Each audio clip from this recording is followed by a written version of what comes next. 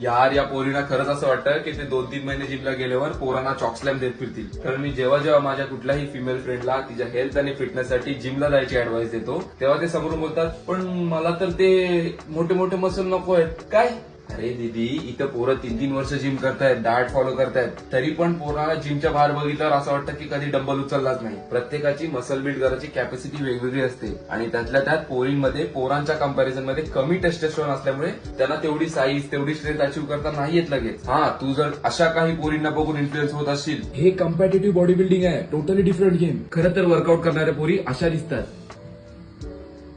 तुला फक्त डाएट तुझ्या गोल्सच्या हिशोबाने सेट करायचं आहे, बाकी सप्लिमेंट आणि वर्कआउट तर दोघांसाठी सेम आहे. बघितलं किती काळजी आहे मला या 3.5% फॉलोअर्सची. तथास्तु. आता ही व्हिडिओ हा बघतोय का ही बघते मला नाही माहिती, पण ही व्हिडिओ शेअर करणं महत्वाचं आहे आणि मला फॉलो करणं त्यापेक्षा जास्त महत्वाचं आहे. तरीही काही कन्फ्युजन असेल तर मला कमेंट सेक्शन मध्ये किंवा डीएम्स मध्ये येऊन विचारा. पंकज दादा ऑलवेज हिअर फॉर यू.